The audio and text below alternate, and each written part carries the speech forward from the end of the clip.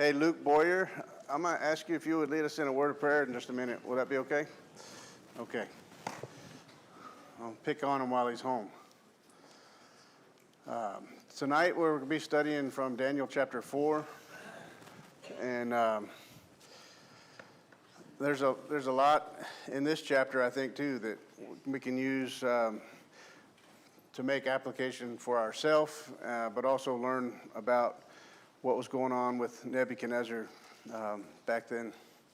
Are there any family announcements, anything we need to mention tonight before we get started that we don't know about already? Okay, I don't see any hands, and I don't know anything additional to what we're already aware of. So, Luke, would you mind us? Dear Lord, our Father in heaven, thank you for this amazing day that you've given us. Thank you for this weather. Help us to see your beauty in it, and just thank you for all of the blessings that you have given us. Please help us to notice the small blessings that you give us, not take those for granted. Please be with us all as we are entering into the second half of the week. Help us to always stay focused on you and on heavenly things. It's in your Son's name we pray. Amen. Okay, so Daniel chapter 4, I've got on the title slide there. You'll see this theme throughout as we go through here tonight, but the Most High rules the kingdom of men. That's going to be going throughout this chapter. Anybody have a spoiler? Can you tell me what that means to us? What does that mean to you? What do you think that means to anyone? The Most High rules the kingdom of men. Any ideas before we kick it off? All right. Who's in charge? When we started this class, we were talking about how Judah was gone into captivity, and they went into captivity with Babylon, King Nebuchadnezzar, and the Babylonians were number one, uno, they were the best, right? Everything was about them. And in tonight's class, we're going to see that even Nebuchadnezzar is going to learn that he is not exactly number one and the best, that God is actually the ruler of all things. And I think it's important that we can see that he recognizes that. And he starts off this chapter with something about that. But we're actually going to cruise right on past that. We'll talk about it at the end of class, because he's actually summarizing at the beginning of the chapter of what actually takes place in the chapter. But we'll touch on that part in a little bit. But it's important for us to understand that the Most High rules the kingdom of men. So in the first 3 verses, I want to read it, but I don't want to spend a whole lot of time on it. But before I do that, I want to just give a quick summary of what we're going to talk about tonight in this in this lesson of chapter 4. This is from the English Standard Version Study Bible, the notes that are in my Bible here. They have a summary of this chapter, and it says, Nebuchadnezzar tells his dream to his wise men, but they cannot interpret it. Finally, he asks Daniel, who shows respect and kindness to the king by explaining that the dream threatens him with humiliation if he does not acknowledge that God is supreme. So this Nebuchadnezzar guy, he has lots of dreams, and he doesn't know how to interpret them, and he always asks Daniel last. And I was wondering, why does he ask Daniel last? I don't know. It's the old saying where you can't find your glasses, are always in the last place you look. Well, you don't keep looking for them after you find them. That's why they're in the last place you look. So maybe there would have been somebody else to ask Daniel. I don't know, besides Daniel. But Daniel was the one that gave him the answer. So he doesn't ask anybody else. But it always seems like, why does he wait so long to ask Daniel? I don't know the answer to that. So let's read the first 3 verses just so we can see where we're at, and then we will actually talk about this later in the last section. So just put a mental note in this first portion, and we'll think about it a little bit later. So anyway, let's read verses 1 through 3. King Nebuchadnezzar, to all peoples, nations, and languages that dwell in all the earth, peace be multiplied to you. It has seemed good to me to show the signs and wonders that the Most High God has done for me. How great are his signs, how mighty his wonders. His kingdom is an everlasting kingdom, and his dominion endures from generation to generation. So again, this is basically a summary statement of the chapter we're about to study. He didn't say all these things before what we're about to study. This is something that he says afterwards. And we'll talk more about it in a little bit. So let's jump into the dream. Nebuchadnezzar's dream, verses 4 through 18. Can I get somebody to read that for us? If anybody would want to read the first 18, Jesse's got his head up. All right, go ahead, Jesse. I, Nebuchadnezzar, was at ease in my house and prospering in my palace. I saw a dream that made me afraid. As I lay in bed, the fancies of the vision of my head alarmed me. So I made a decree that all the wise men of Babylon should be brought before me, that they might make known to me the interpretation of the dream. Then the magicians, the enchanters, the Chaldeans, and the astrologers came in, and I told them the dream, but they could not make known to me its interpretation. At last Daniel came in before me, who was named Belteshazzar, after the name of my God, in whom is the spirit of the holy gods. I told him the dream, saying, O Belteshazzar, chief of the magicians, because I know that the spirit of the holy gods is in you, and that no mystery is too difficult for you, tell me the visions of my dream that I saw, and their interpretation. The visions of my head as I lay in bed were these. I saw, and behold, a tree in the midst of the earth, and its height was great. The tree grew and became strong, and its top reached to heaven, and it was visible to the end of the whole earth. Its leaves were beautiful, and its fruit abundant, and it was food for all.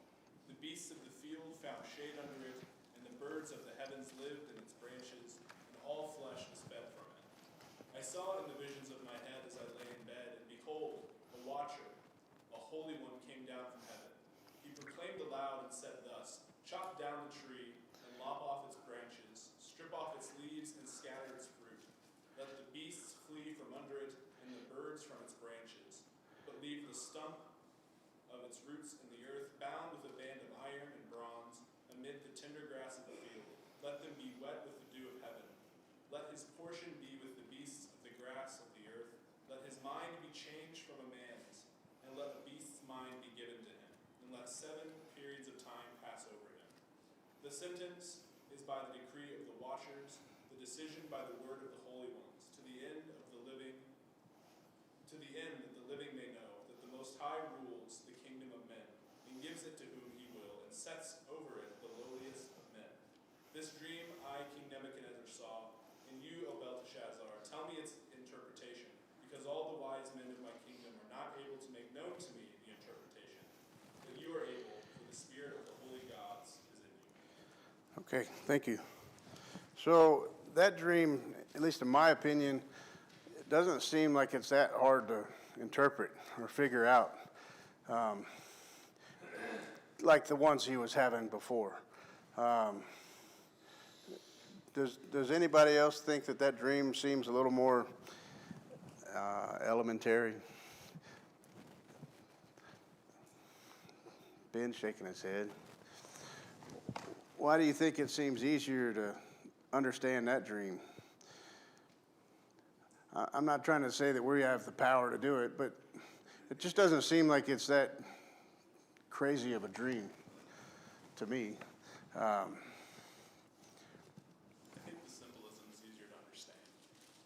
You think the symbolism is what? Easier to understand. It is easier to understand, It's right? not like a statue. It's something that we can, it's just visually more comprehensible. Yeah, it seems more commonplace of a scenario of what's taking place as opposed to when we talked about the mountain and the rock coming out of it and the different layers of the statue.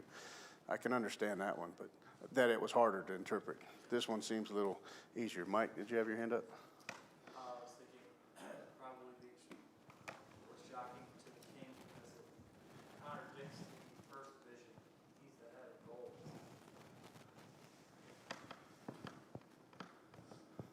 From the head, he cut down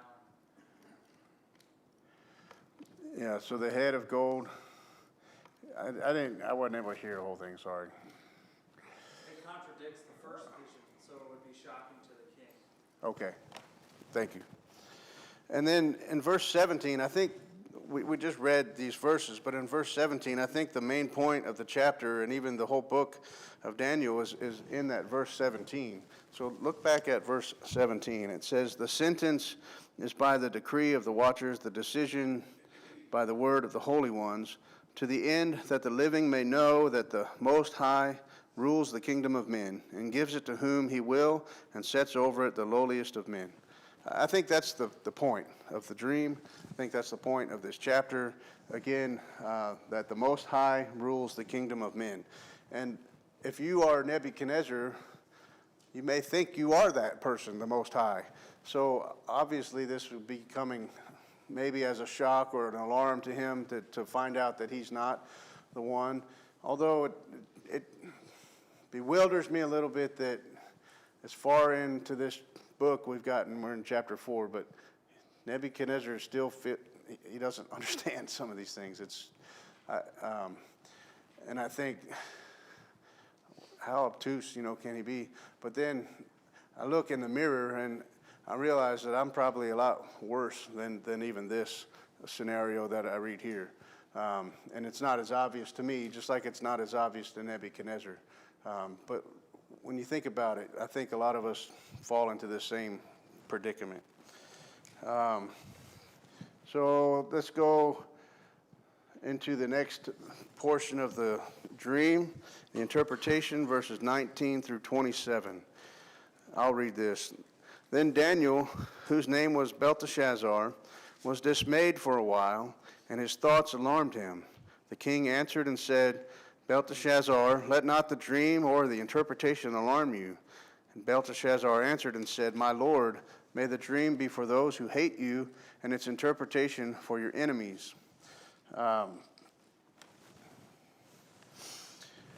"The tree you saw, which grew and became strong, so that its top reached to heaven, and it was visible to the end of the whole earth, whose leaves were beautiful and its fruit abundant, and in which whose food for all was food for all, under which beasts of the field found shade, and in whose branches the birds of the heavens lived.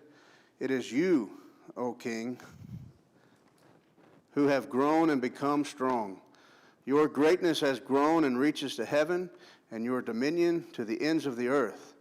And because the king saw a watcher, a holy one, coming down from heaven and saying, 'Chop down the tree and destroy it, but leave the stump of its roots in the earth, bound with a band of iron and bronze, and the tender grass of the field, and let him be wet with the dew of heaven, and let his portion be with the beasts of the field, till 7 periods of time pass over him. This is the interpretation, O king. It is a decree of the Most High.'" Remember that term, Most High. Here it is again. "Which has come upon my lord the king, that you shall be driven from among men, and your dwelling shall be with the beasts of the field. You shall be made to eat grass like an ox, and you shall be wet with the dew of heaven. And 7 periods of time shall pass over you, until you know that the Most High rules the kingdom of men, and gives it to whom he will." So in verse 22, it said, "It is you." And I just picked these pictures out of Google image search, okay? And I liked the tree picture because it's golden color. I was thinking kingly, okay, golden color. And I know that may not be exactly like the picture of a tree in your mind when you were reading this one, but that tree's big. That tree, look how big those branches are. And we're not even seeing the whole thing. But have you ever seen a big tree out on a plain somewhere when there's not, I'm not in a plane, on a plane, a big tree out on a plain where there's not many other trees? What do you find in that tree? Have you ever noticed? Okay, you find life in that tree. When Tracy's brother lived in New Mexico, he lived out in the middle of nowhere, and there was nothing out there but dirt. And but they had a tree in their front yard similar to that, maybe not quite as big, but every bird in the southeastern state of New Mexico was in that tree. And it wasn't just one kind of bird. It was every kind of bird you can imagine. And it was loud, louder than the cicadas are at my house right now. And then that picture of the, whatever that is, we're just gonna say that that's Nebuchadnezzar, okay? I don't know who it is. I just said picture of a golden statue is what I wrote, okay? And he came up with that, and it matched the colors of this other one, so I put them together. But the king is told that this tree is him, okay? And so remember from the vision that we had last week where he was, or not the vision, but the statue that he put up last week, and he wanted everybody to bow down and worship it. Imagine, he's still thinking in his mind maybe something about that statue, but now he's told that he is that tree, and that tree is going to be chopped down. That tree's going to be chopped down. Melissa. I think it's interesting. If I'm remembering correctly, I think it's assumed that Nebuchadnezzar is the one who did the hanging gardens, brought in all of this garden for his wife, brought life to for his wife. So just this analogy fits with that. It seems like they're in the desert, but so the tree seems out of place for where they are, unless it was him. Okay. It just seems interesting to me. I can see that. I mean, if you're out in a desertish type climate, a tree may seem out of place, but now seeing that he is the tree and that everything's living under him, and all, it kind of falls in with that, right? And then you said he brought, I'm not aware of what you said, but you said that he made hanging gardens for his wife, and in those hanging gardens was life, basically, because it had fruit and different things, and things were growing that, and he did that for his wife. I think it's assumed. I might be butchering that the seven wonders of the world. Yeah. Felt like it was a big deal. And have you ever chopped down a tree? I'll come to you in a second, Lena. I mean, that's just a picture of what a tree looks like after it's chopped down, the stump anyway. But have you ever had a really big tree and then it's gone now? We had one time that fell on our barn, and I actually wasn't there when it happened. I had already moved, but Tracy and the 3 kids were there, and she had to take care of it. But it's a big mess, and it just changes the landscape. It's a dramatic change when that tree comes down. And then to think, though, that he was told that he is that tree, okay? Lena? This may be oversimplifying what's going on, but, the first dream, he is the head of this golden statue with all these different components. And the point of that dream is there's a new kingdom coming, and it's going to be everlasting. It's going to be better than all of these temporary kingdoms. And your kingdom is going to be torn down. And his reaction to that is, oh, I'm going to build a golden statue of myself for everyone to bow down to. Not, oh, what's this better kingdom about? It's worship me. And then in the second dream, it's like, okay, he's getting another dream. Maybe you didn't get the point of that first one. Now you're a tree. You're not a golden statue. And the point is still the same. There's a new, better, everlasting kingdom. It's like God's trying to get the point to him. Yeah, and we're seeing that he's been trying to get the point across to him.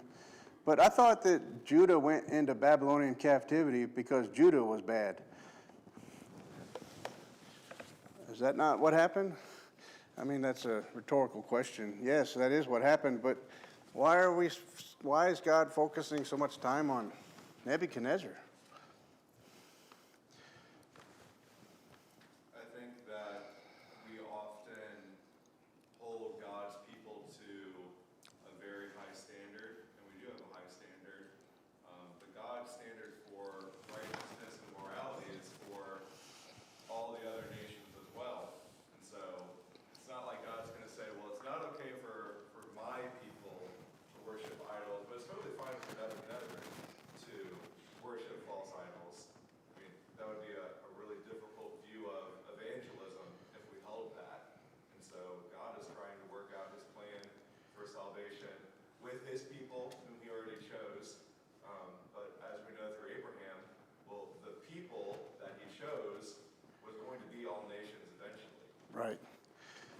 Good point. And Dave, do you have something? I was thinking about this and what Lena was saying in the humbling of Nebuchadnezzar. In the Old Testament, in Deuteronomy 12:2, the people of Israel were told that they weren't supposed to follow the nations and that they were going to dispossess. And one of the phrases that's repeated in the Old Testament is under every green tree. And if you do a quick search of that, you'll start seeing that everywhere in these texts. And how under that they were worshiping. And so there's this sense of worship, there's a sense of provision of Nebuchadnezzar as this God figure over all this land. And the people were drawn to him, and now the vision is this scattering, that he's going to be as anyone who challenges God and his power, his character, they will always be put in their place. Just give it amount of time, and it will happen. And all of the things that he thought he was is all just taken away. Right. His glory of his palace, well, that was his people, and they're all scattered. Yeah.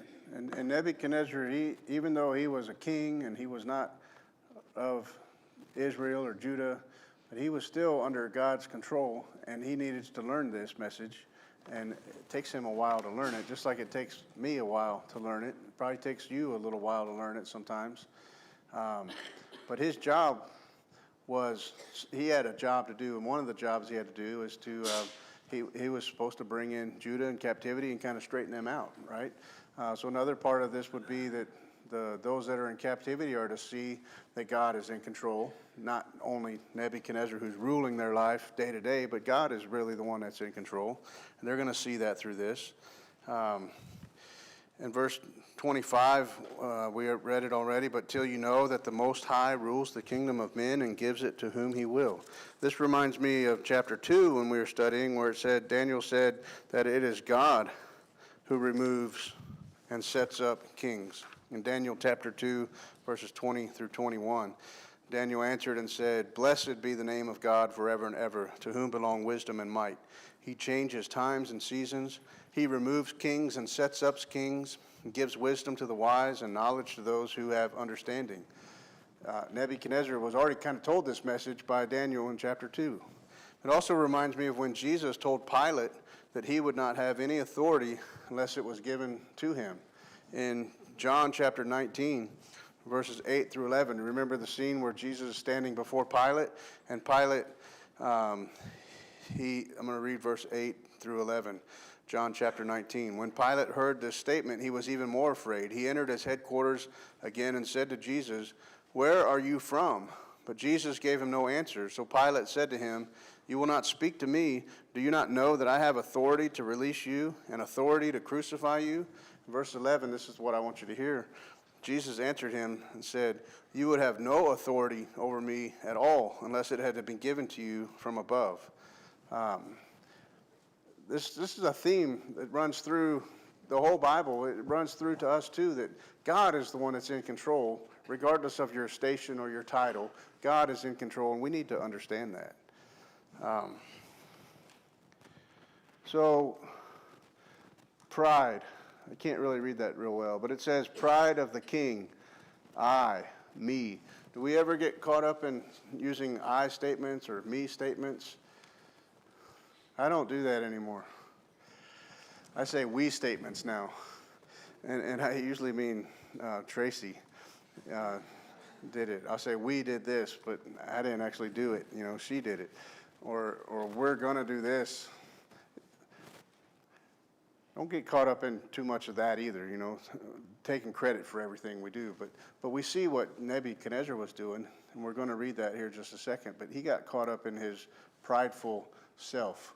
And I think there's a danger for us in this as well. We need to be aware of it. Jim?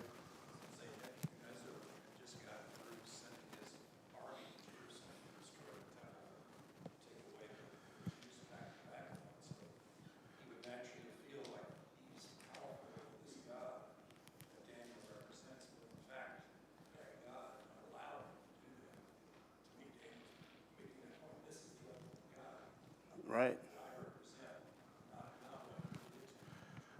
Yeah, from his standpoint, he feels like he's pretty powerful because of all the things that he did. But if you remember at the beginning, it said that God gave all this to him. So we even see from that Nebuchadnezzar did it, yes, but he actually did it because God let him do it. Let's read these next passages, though, 29 through 33. Something's wrong with that clock back there. It goes way too fast. And this came upon King Nebuchadnezzar, verse 29. At the end of 12 months, he was walking on his roof of the royal palace of Babylon. And the king answered and said, Is not this great Babylon, which I have built by my mighty power as a royal residence and for the glory of my majesty? Listen to this next verse. Well, before I read it. At the end of 12 months, in verse 29, he had this thing happen, this vision, this dream, and it was told to him, and 12 months go by. He hadn't really thought too much about it. Have you ever gotten caught up in something like that, where you've been told, I'll use not the same kind of example, but you get these things in the mail, sometimes it says if you don't pay your water bill by a certain time, that they're going to shut it off. And have you ever gone to turn on your water and the water comes out?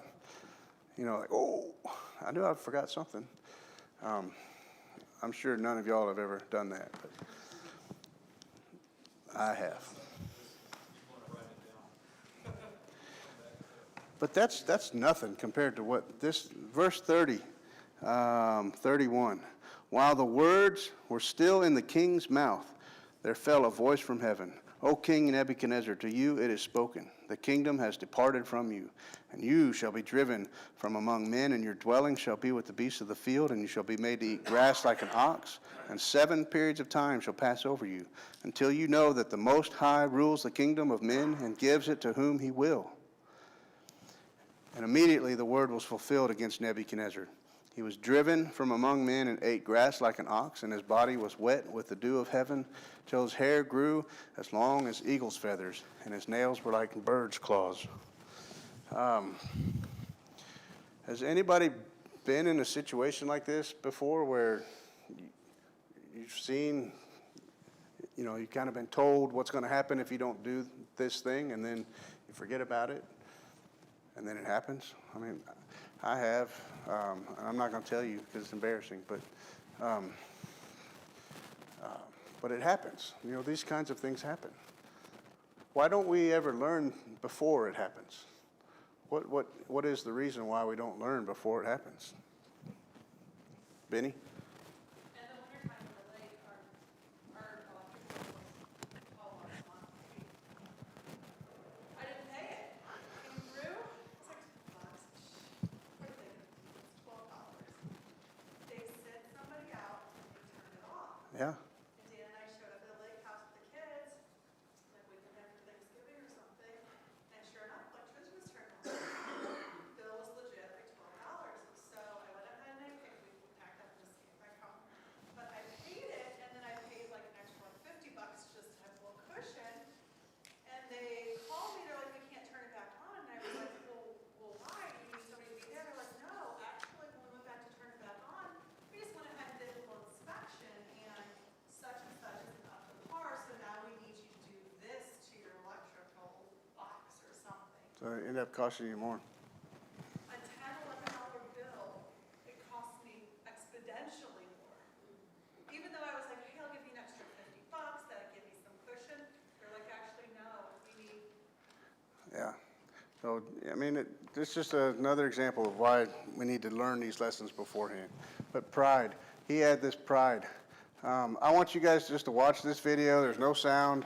It just takes 2 minutes. We can even talk while we're watching it. But this is just a computer-generated video of perhaps what the kingdom of Babylon might have looked like.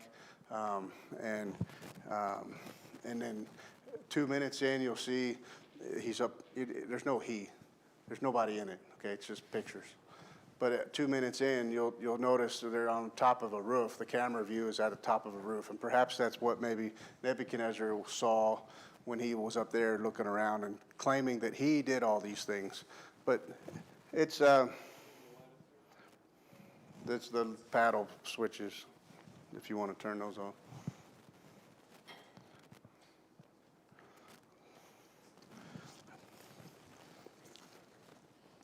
In Genesis chapter 4, well, I'll wait till this finishes, but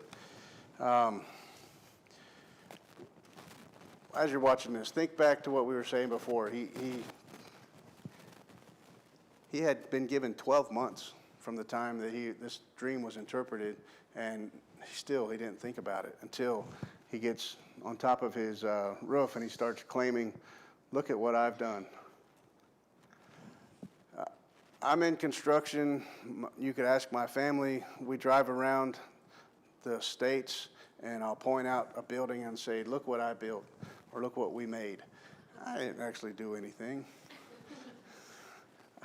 I might have looked at a plan or looked at some drawings or put a price on the amount of steel that was going to go out to it, but I didn't do anything. I mean, I was involved in the process, but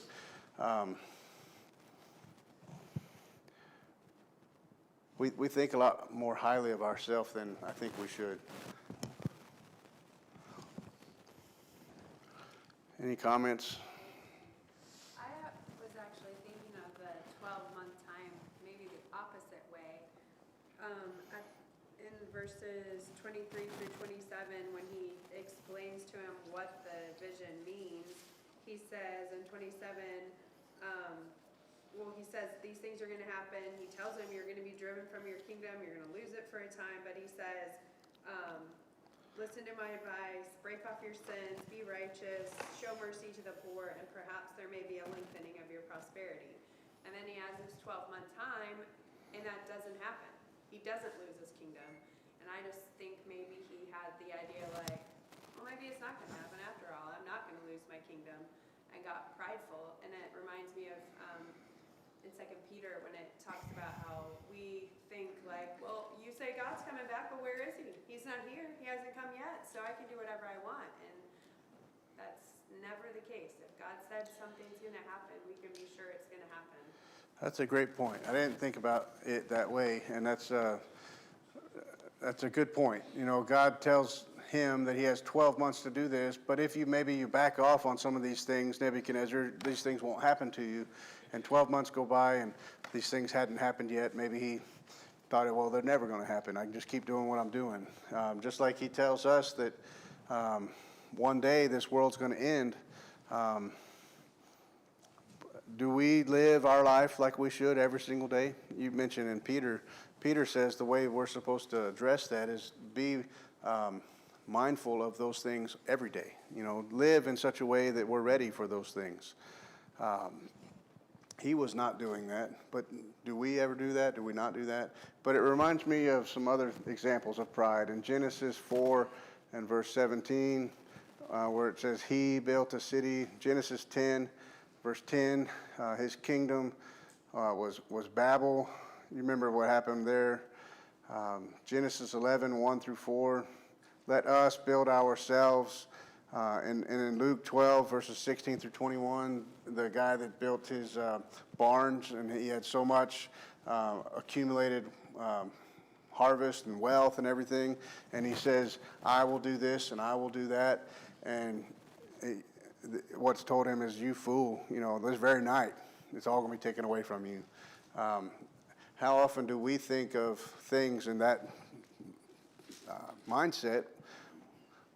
We think we're going to live forever. We think we've done all these great things, and we need to remember that God is in control, that God is the Most High, and he is in control. Any comments on this? If we focus our work and our accomplishments to the tasks that God has set forth, perhaps we could avoid these issues of pride. So we got a few minutes left.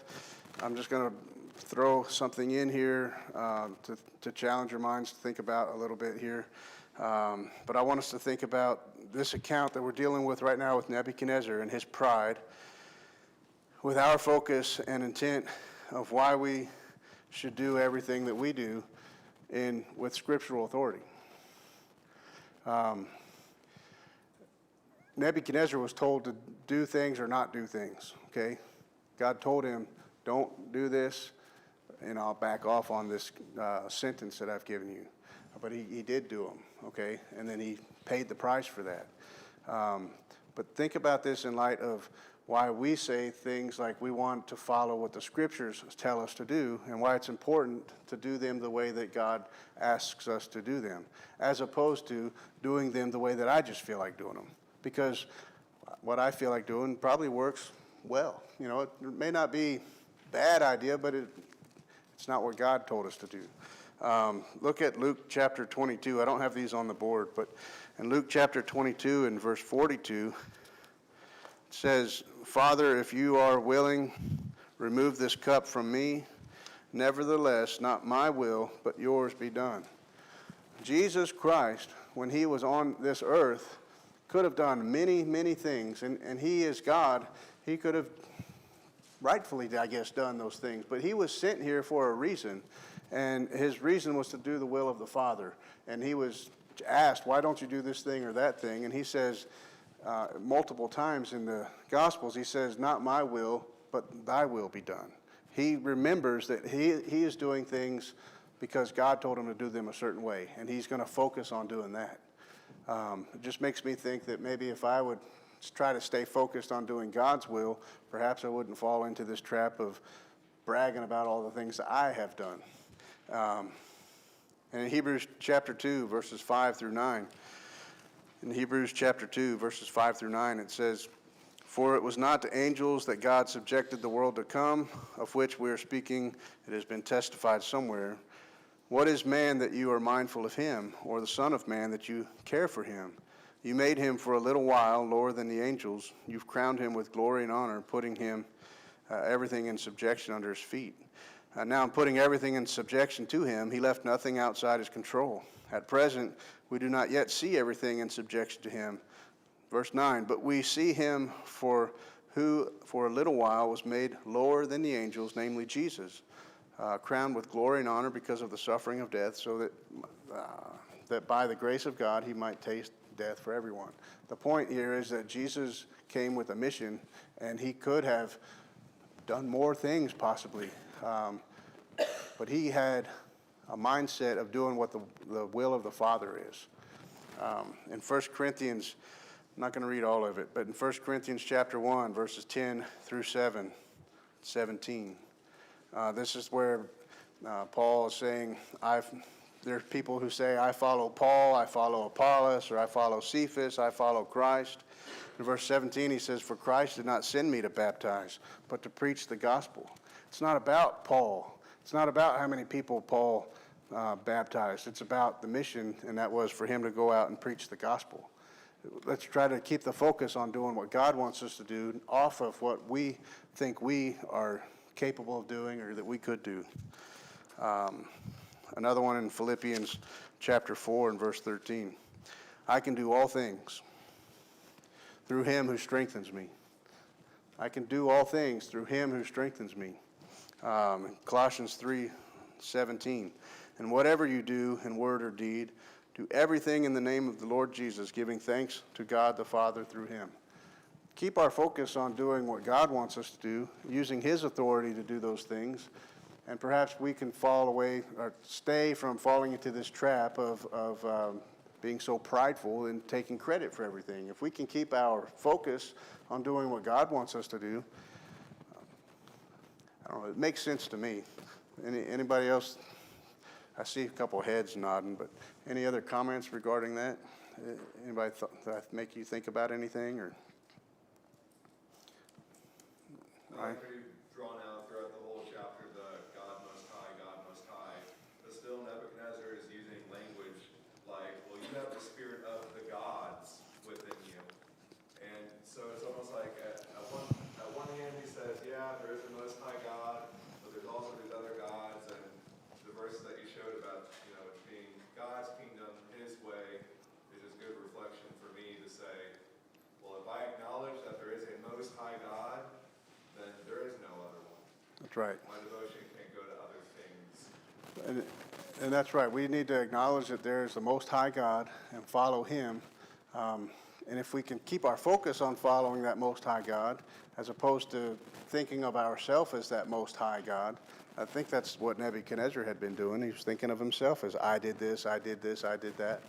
It's very easy for even men to say, I did this, I did this, I did this, when really we didn't do much. And in Romans 11 and verse 36, none of this is ours. For from him and through him and to him are all things. To him be the glory forever and ever. Amen. The main point I'm trying to show this, and I think Ryan, you said it too, but none of this is ours. It is not by us or for us. What we're see here, what we're doing, it's actually God is the one who's in control of these things. Jay? Okay. All right. Yep. I think what you said about this is not for us, by us. When we start to place our goals on the works that we're doing here as a congregation in Ellisville, like if you were to say, me as Mark, my goal as an elder is for the congregation to do X, Y, and Z, that doesn't line up with the will of God, it's we're placing our goals before the Lord's, and so we're going to do things in a way that's not set out by the Lord. But when we say, this isn't for us, this isn't for anything that we prioritize the Lord's priorities, then we have to do it when the Lord has done it, because it's His priorities, not ours. Yeah. And don't think that what we're saying here means we don't have to do anything. No, we need to be working, and we need to have plans, and we need to have maybe strategies on how we're going to do certain things. But we need to always put in the back of our mind, or even at the front of our mind, that we're going to do these things because that's what God asks us to do, and because the authority was given to us to do certain things. Not to just do them because we, want to make some great accomplishment or something. We need to make sure we're doing this according to God's plan. I have a quick question. You said at the beginning, verses 1 through 3 were like the summary of this, so it's not in the chronological order. So Yeah.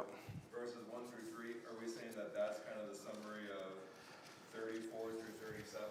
Yeah, so look at, I got them on the board. You can't really see it too well, but this next passage, verses 34 through 37, if you would slide that, and then this first passage, Daniel 4, verses 1 through 3, and Daniel 4, verses 17, it's almost like a Most High sandwich, okay? You kind of get all these pieces, and you put it all together, and it makes, so Daniel 4 and verse 34, it says, at the end of the days, I, Nebuchadnezzar, lifted my eyes to heaven, and my reason returned to me, and I blessed the Most High and praised and honored him who lives.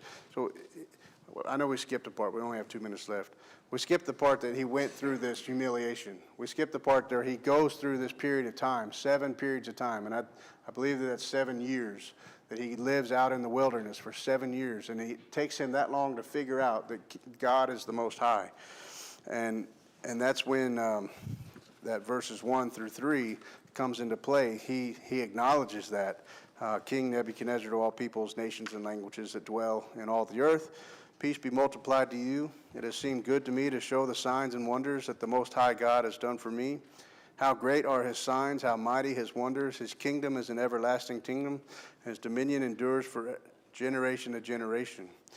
And in verse 17, it says, the sentence is by the decree of the watchers, the decision by the word of the holy ones, to the end that the living may know that the Most High rules the kingdom of men and gives it to whom he will, and sets it to the lowliest of men. Those 3 passages kind of sum up the whole chapter and says that he acknowledges that God is the Most High. But it took him 7 years of wandering around and growing hair like eagle's feathers, it said, or bird's feathers.